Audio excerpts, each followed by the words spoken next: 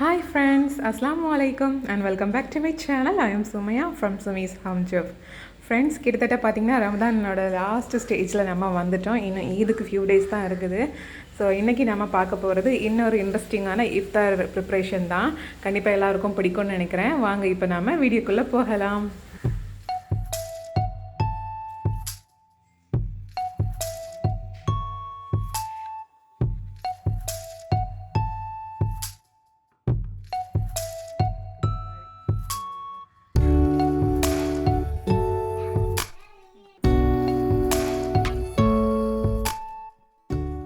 It's a pleasant morning. வெயில் கொஞ்சம் கம்மியாக தான் இருந்துச்சு.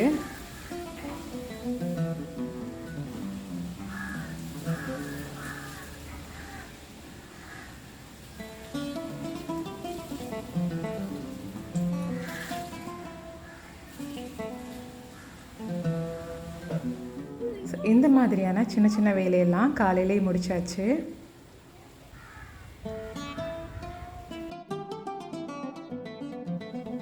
காலையிலேயே துணி வந்து வாஷ் பண்ணுறதுக்கு மிஷினில் போட்டாச்சு.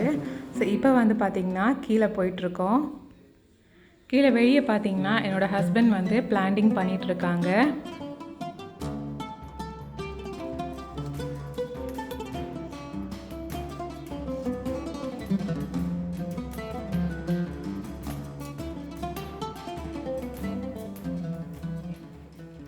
ஸோ இதுக்கப்புறமா தான் என்னோடய இஃப்தார் ப்ரிப்ரேஷன் ஸ்டார்ட் ஆச்சுது.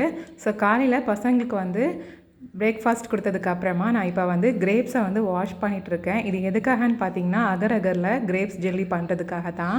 ஸோ நல்லா க்ளீன் பண்ணிவிட்டு இதை வந்து லைட்டாக பல்ஸ் பண்ணி எடுத்திருக்கேன். தண்ணி எதுவும் சேர்க்கலை. பல்ஸ் பண்ணுறதுனால அதோட சீட்ஸ் எல்லாம் அரையாது அண்ட் ஸ்கின்னும் வந்து ரொம்ப டீப்பாக அரையாமல் நமக்கு வந்து அந்த டேஸ்ட்டு மாறாமல் ரொம்ப நல்லா பெட்டராக கிடைக்கும். ஸோ இந்த மாதிரி பல்ஸ் பண்ணி நான் அதில் இருக்க ஜூஸ் எல்லாம் எக்ஸ்ட்ராக்ட் பண்ணி எடுத்துக்கிட்டேன். ஸோ இவ்வளோ தான் வந்து நான் சேர்த்துருந்த கிரேப்ஸில் வந்து எனக்கு கிடச்ச ஜூஸ். ஸோ இதில் வந்து நாம் அகர் அகர் பாயில் பண்ணி சேர்க்க போகிறோம். நான் இங்கே வந்து 10 கிராம்ஸ் பேக்கெட்டில் ஹாஃப் அமௌண்ட் சேர்க்குறேன். அதாவது 5 கிராம்ஸ் அகர் அகர் சேர்க்குறேன்.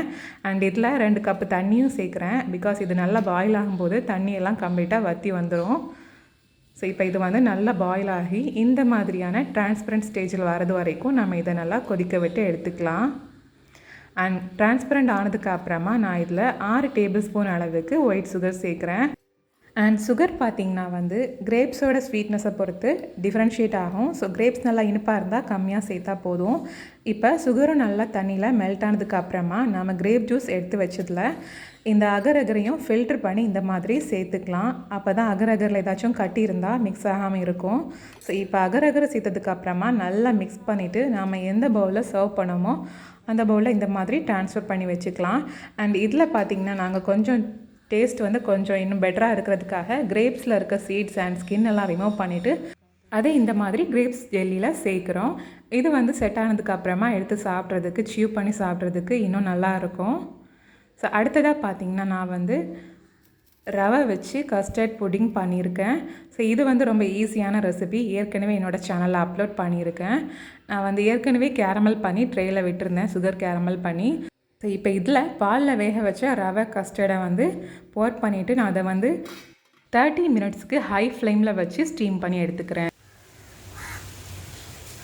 இன்னொரு பக்கம் வந்து கடாயில் 1 டேபிள் ஸ்பூன் மட்டும் எண்ணெய் விட்டுக்கிறேன். இதில் 1/2 டீஸ்பூன் அளவுக்கு குமின் சீட் சேர்த்துக்கிறேன். இது கிராக்காக ஆரம்பித்ததும் நான் இதில் 2 வெங்காயம் சின்ன சின்னதாக சாப் பண்ணி வச்சுருக்கேன். ஸோ அதை நான் இதில் சேர்த்துடுறேன்.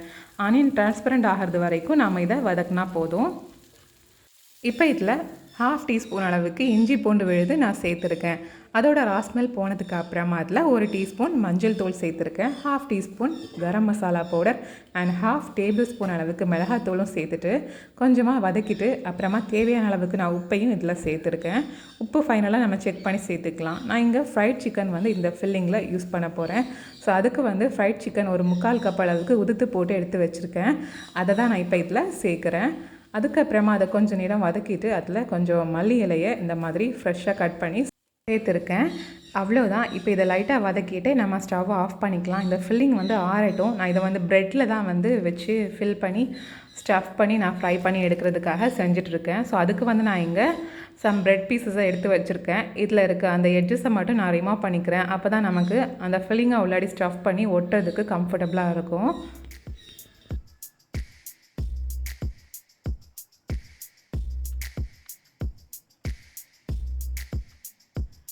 ஸோ கட் பண்ணி முடிச்சதுக்கு அப்புறமா ஒவ்வொரு ப்ரெட் பீஸஸையும் ரோலிங் பின் யூஸ் பண்ணி ரொம்ப தின்னாக நாம் ரோல் பண்ணி எடுத்துக்கலாம்.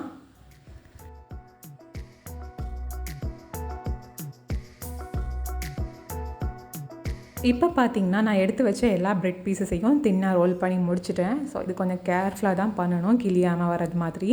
இப்போ இதில் வந்து நம்ம கொஞ்சம் முன்னாடி ரெடி பண்ணி வச்ச சிக்கன் மசாலாவை ஸ்டஃப் பண்ணி நம்ம ஒட்டிக்க வேண்டியதான். ஸோ அதை ஒட்டுறதுக்காக தான் நான் வந்து ஒரு பவுலில் தண்ணி எடுத்து வச்சுருக்கேன். அண்ட் நான் இதில் கொஞ்சம் சீஸியாக இருக்கிறதுக்காக ஃபைனலாக இதுக்கு மேலே கொஞ்சம் சீஸை வச்சு நான் வந்து ஃபினிஷ் பண்ண போகிறேன். அண்ட் இதே ரெசிபியை நீங்கள் வந்து சீஸ் இல்லாமல் கூட ட்ரை பண்ணலாம், ரொம்ப நல்லாயிருக்கும். பசங்களுக்காக நான் இதில் வந்து சீஸ் வச்சு நான் ஸ்டஃப் பண்ணுறேன். இப்போ எட்ஜஸ்லாம் லைட்டாக தண்ணி சேர்த்து இந்த மாதிரி அந்த ப்ரெட் வந்து கொஞ்சம் கவுந்தது மாதிரி வரும். ஸோ அந்த டைமில் ப்ரெட்டை வந்து நாம் லைட்டாக எட்ஜஸை ஒட்டி விட்டு இந்த மாதிரி ஃபினிஷிங் பண்ணி எடுத்துக்க வேண்டியது தான். ஸோ இந்த மாதிரியே நான் வந்து எல்லா ப்ரெட் பீஸஸையும் ஸ்டஃப் பண்ணி நான் ரெடி பண்ணி முடிச்சுக்கிறேன். அண்ட் இதை ஃப்ரை பண்ணுறது வரை நான் ஃப்ரிட்ஜில் ஸ்டோர் பண்ணி வைக்க போகிறேன். இப்போ இஃப்தார் டைம் ஆகிடுச்சி. ஸோ ஒவ்வொன்றா செஞ்சு எடுத்துக்க வேண்டியதான். நான் இப்போ வந்து செஞ்சு வச்சுருந்த ப்ரெட்டை வந்து இந்த மாதிரி தவாவில் கொஞ்சம் ஆயில் விட்டு ஃப்ரை பண்ணி எடுக்கிறேன். இதை நீங்கள் டீப் ஃப்ரை பண்ணி கூட எடுத்துக்கலாம். பட் வந்து நம்ம அதிகமாக எண்ணெய் சேர்த்து பண்ண ஆயில் ரொம்ப அப்சர்வ் பண்ணிக்கும் ப்ரெட் அப்படிங்கிறதுனால. இதுவே உங்களுக்கு இந்த மாதிரி ஃப்ரை பண்ண பிடிக்கலைன்னா நீங்கள் வந்து நார்மல் தோசை தவாவில் ஒரு 2 ஸ்பூன் ஆயில் விட்டு லைட்டாக டோஸ்ட் பண்ணி கூட நீங்கள் எடுத்து சாப்பிட்டுக்கலாம். கொஞ்சம் அவுட்டர் கிறிஸ்பியாக வரது மாதிரி டோஸ்ட் பண்ணி எடுத்துக்கலாம். ஸோ அந்த மாதிரி கூட நீங்கள் செஞ்சு பார்க்கலாம். நான் இங்கே வந்து இந்த மாதிரி ஃப்ரை பண்ணி தான் எடுக்கிறேன். அண்ட் ஸோ ஃபைனலாக 2 பக்கமும் இந்த மாதிரியான ஒரு கோல்டன் கலர் வந்ததுமே நாம் வந்து ஸ்டவ்லேருந்து எடுத்து மாற்றிடலாம். பாருங்கள் எவ்வளோ சூப்பராக வந்திருக்குன்னு. அண்ட் ரொம்ப கிறிஸ்பியாகவும் இருக்கும் அவுட்டர் சாப்பிட்றதுக்கு. ஸோ ஒரு ஈஸியான ப்ரெட் ரெசிபி. இதை நீங்கள் சிக்கன் இல்லாமல் சீஸ் அண்ட் ஆனியன் மசாலா வச்சு கூட ஸ்டஃப் பண்ணி வச்சு செஞ்சுக்கலாம். ஸோ ஸ்டஃபிங் வந்து நம்மளோட விருப்பத்துக்கு ஏற்ற மாதிரி நம்ம ஸ்டஃப் பண்ணிக்க வேண்டியதுதான். அண்ட் நான் இங்கே ரெடி பண்ண மசாலா ஸ்டஃபிங்கும் ரொம்ப டேஸ்டியாக இருந்தது. அதோட அந்த சீஸோடு சேர்த்து சாப்பிட்றதுக்கு வேறு லெவலில் இருந்தது. ஸோ நீங்கள் இந்த ரெசிபி கூட மறக்காமல் ட்ரை பண்ணி பாருங்கள். இப்போ ஃப்ரிட்ஜில் வந்து நான் ரவா கஸ்டர்ட் புடிங் வந்து ஸ்டோர் பண்ணி வச்சுருந்தேன். ஒரு 2 மணி நேரம் ஆயிடுச்சுது. ஸோ அதை வந்து நான் இப்போ ஒரு பிளேட்டுக்கு ட்ரான்ஸ்ஃபர் பண்ணி எடுத்துட்டேன். பாருங்கள் எவ்வளோ சூப்பராக வந்திருக்குன்னு. ஸோ ஸ்டீம் பண்ணி கம்ப்ளீட்டாக சூடு ஆறுனதுக்கப்புறமா ஒரு 2 மணி நேரமாச்சும் நான் ஃப்ரிட்ஜில் வச்சுருப்பேன். ஸோ இப்போ வந்து நான் அதை சின்ன சின்ன துண்டாக கட் பண்ணி சர்விங் பிளேட்டில் எடுத்து வைக்க போகிறேன். ரொம்ப சூப்பராக சாஃப்டாக க்ரீமியாக வந்திருந்தது. அண்ட் அதை பார்க்கவும் ரொம்ப ஷைனிங்காக இருந்தது. அந்த கேரமல் எல்லாம் மெல்ட் ஆகி ரொம்ப அழகாக வந்திருந்தது. நான் கட் பண்ணுறதை பார்க்கும்போதே உங்களுக்கு அதோட டெக்ஸ்டர் வந்து கிளியராக தெரியும்னு நினைக்கிறேன். சூப்பர் சாஃப்டான ஒரு ரவா புட்டிங். நீங்கள் மறக்காமல் ட்ரை பண்ணி பாருங்கள். ஸோ இந்த ரெசிபி வந்து நான் டிஸ்கிரிப்ஷன் பாக்ஸில் லிங்க் கொடுக்குறேன். இன்ஷா அல்லாஹ் ஈத் அன்னைக்கு இந்த வித்தியாசமான ஸ்வீட்டை நீங்கள் வந்து வீட்டில் எல்லாருக்கும் செஞ்சு கொடுங்க. ரொம்பவே சூப்பராக இருக்கும். இப்போ அடுத்ததாக நாம் கார்டனுக்கு வந்திருக்கோம். எதுக்காக அப்படின்னா வந்து எங்களோட கேப்சிகம் செடியை வந்து காமிக்கிறதுக்காக அண்ட் பீஸாவில் டாப்பிங்கில் போடுறதுக்காகவும் தான். இங்கே பார்த்திங்கன்னா ஒரு பெரிய கேப்சிகம், அப்புறமா நிறைய சின்ன சின்ன கேப்சிகம்லாம் பிடிச்சிருக்குது, காய்ச்சிருக்குது. ஸோ இதில் வந்து நான் ஒரு பெருசு அப்புறமா ஒரு சின்னதும் பறிச்சிக்கிறேன். பெருசு பார்த்திங்கன்னா வந்து ரொம்ப பெருசாலாம் இல்லை. பிகாஸ் கடையில் வாங்குறது வந்து வெளியே வந்து உரம் எல்லாம் வச்சு நல்லா வளர வைப்பாங்க. ஸோ அதனால ரொம்ப பெருசாக இருக்கும். இது பார்த்திங்கன்னா வீட்டிலே காய்க்கிறதுனால இந்த அளவுக்கு தான் பெருசாக காய்ச்சுது. ஸோ அதுக்கு அந்த பக்கமாக பார்த்திங்கன்னா கொஞ்சம் பெரிய சைஸில் ஒன்று இருக்குது. ஸோ அதையும் நான் பறிச்சிக்கிறேன். இதை வந்து நாம் ஈவினிங் இஃப்தாருக்கான பீஸாவில் நம்ம டாப்பிங்கில் போட்டு எடுத்துக்கலாம். ஸோ ஃப்ரெஷ்ஷாக வந்து கார்டன்லேருந்து நான் கேப்சிகம் பறிச்சிட்டு போகிறேன். ரொம்ப ஹாப்பியாக இருக்குது, அல்ஹம்துலில்லாஹ். அண்ட் பீஸா பேஸ் பார்த்திங்கன்னா நான் ஏற்கனவே ஃப்ரிட்ஜில் வந்து குப்பூஸ்க்கு மாவு பிசையும் போது ஸ்டோர் பண்ணி வச்சுருந்தேன். என்னோடய ரமதான் ப்ரிப்ரேஷன் vlogல அது இருக்கும். ஸோ அந்த பீஸா பேஸ் தான் யூஸ் பண்ணி நான் இங்கே செய்கிறேன். அண்ட் ஆல்சோ பீஸாவோட சாஸும் வந்து வீட்டிலேயே ரெடி பண்ணி நான் ஃப்ரிட்ஜில் ஸ்டோர் பண்ணி வச்சது தான். அது வந்து இவ்வளோ நாளாகியும் சுத்தமாக கெட்டு போகாமல் ரொம்பவே சூப்பராக இருந்தது. ஸோ அதில் சம் ஃப்ரைட் சிக்கனை வந்து இது மாதிரி மேலே போட்டுட்டு அப்புறமா அது மேலே கொஞ்சம் வெங்காயம், அப்புறமா கட் பண்ணி வச்சுருக்க குடமிளகாயும் சேர்த்து அண்ட் இதில் ஃபைனலாக சீஸும் போட்டு நம்ம வந்து ஸ்டவ்வில் வைக்க வேண்டியதான். அண்ட் சீஸ் பார்த்திங்கன்னா மொசரலா சீஸ் வந்து துருவுனது பேக்லேயே வந்தது. ஸோ அதுதான் இங்கே யூஸ் பண்ணிகிட்ருக்கேன். இப்போ சீஸும் போட்டாச்சு அண்ட் ஏற்கனவே ஹீட் பண்ண தவாவில் லோ ஃப்ளேமில் வச்சு நம்ம பீஸாவை வச்சு மேலே கொஞ்சம் மிக்சட் ஹெர்பு போட்டுக்கிறோம். ஏற்கனவே பீஸா சாஸ்லையும் போட்டிருக்கோம். ஸோ தேவையான அளவு போட்டால் போதும். அண்ட் பீஸா பேஸ் பார்த்திங்கன்னா நான் ஃப்ரிட்ஜில் இருந்து ஸ்டோர் பண்ணதை நான் சூடு பண்ணாமலே டேரெக்டாக இதெல்லாம் அரேஞ்ச் பண்ணிட்டு தான் சூடு பண்ணேன். ஏன்னா வந்து நம்ம பீஸாவுக்கு வந்து மொத்தமாக ஸ்டவ்வில் வைக்கும்போதே எல்லாமே சேர்ந்து மொத்தமாக சூடாயிரும். ஸோ 2 வாட்டி சூடு பண்ணணுங்கிற அவசியம் இல்லை. ஃப்ரிட்ஜிலேருந்து எடுத்து ஒரு 5 மினிட்ஸில் நம்ம இந்த மாதிரி டாப்பிங் வச்சு ஜஸ்ட் அதை ஹீட் பண்ணி எடுத்தால் போதும். பாருங்கள் எவ்வளோ சூப்பராக வந்திருக்குன்னு. ஸோ வந்து பீஸா ரொம்ப அழகாகவே வந்திருந்தது. இது மாதிரி நான் ஏற்கனவே ஒரு சில பேஸ் வந்து செஞ்சு வச்சுருந்தேன்னு சொல்லியிருந்தேன். ஸோ எல்லாத்துலேயும் வச்சு நாங்கள் வந்து பீஸா ரெடி பண்ணிக்கிட்டோம். அப்புறமா இஃப்தாருக்கு சம் ஃப்ரூட்ஸும் எடுத்து வச்சுருந்தோம். ஸோ அல்ஹம்துலில்லாஹ் நல்லபடியாக வந்து நோன்பு திறந்தாச்சுது.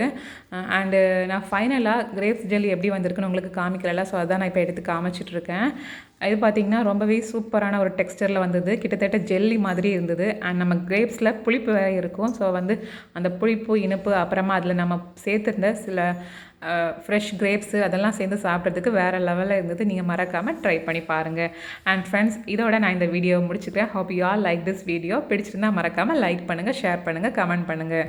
அது மட்டும் இல்லாமல் இந்த மாதிரியான இன்ட்ரெஸ்டிங்கான விலாக் ரெசிபி எல்லாம் பார்க்குறதுக்கு நம்ம சேனலை நீங்கள் சப்ஸ்கிரைப் பண்ணலைன்னா மறக்காமல் சப்ஸ்கிரைப் பண்ணிவிடுங்க. வீடியோவை கடைசி வரைக்கும் பார்த்ததுக்கு மிக்க நன்றி. இந்த நாள் இனிய நாளாக அமையட்டும். தேங்க்ஸ் ஃபார் வாட்சிங் அண்ட் அஸ்ஸலாமு அலைக்கும்.